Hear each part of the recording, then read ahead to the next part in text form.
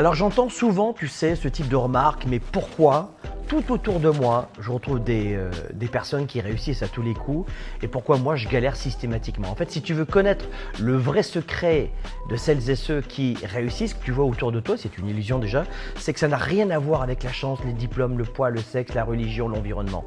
La réussite, ça n'a rien à voir avec la chance ou le talent inné. Elle repose, premier point, sur des stratégies que tu peux apprendre et appliquer. Regarde.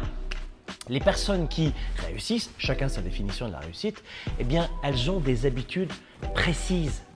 Numéro 1, elles ne se dispersent pas. 2, elles ne procrastinent pas. Elles affrontent leurs peurs et surtout, elles savent s'adapter quand les choses ne se passent pas comme prévu. La bonne nouvelle, c'est que toi aussi, tu peux adopter toutes ces stratégies. Plusieurs clés rapido. On y va? C'est parti. Première clé. Change ton focus, la focalisation, ce vers quoi tu vas te tourner systématiquement. Arrête de te comparer, concentre-toi sur les objectifs. Les personnes qui réussissent ne perdent pas leur temps à regarder ce que font les autres.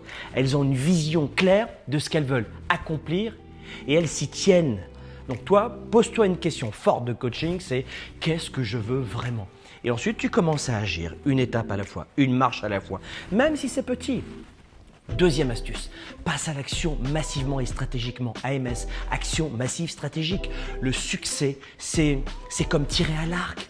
Si tu tires une seule flèche et que tu rates, tu abandonnes. Non, tu ne vas pas faire ça. Tu ajustes, tu pratiques. Tu ajustes et tu tires et tu tires et tu tires dans la même direction. Au bout d'un moment, tu vas atteindre le centre de la cible. Donc, pose-toi une question qui est forte de coaching, c'est quelles sont les 3 actions qui m'amèneront le plus proche de ma cible, de mon objectif. Ensuite, tu agis, action massive stratégique.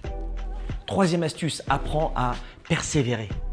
À persévérer intelligemment. Ça veut dire que, tu sais, c'est exactement ce que les personnes qui réussissent font.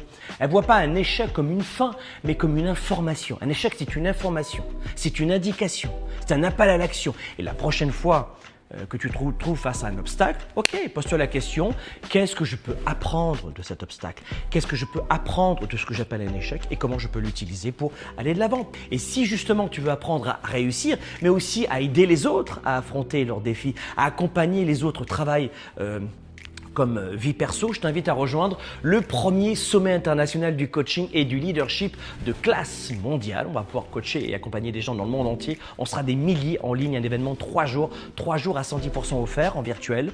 On va découvrir uniquement en direct les meilleurs outils, les meilleures approches concrètes pour t'élever à un tout autre niveau, accompagner les autres, aider les autres. Le lien est dans la bio. Sécurise dès maintenant ta place. Les places sont limitées. Ciao.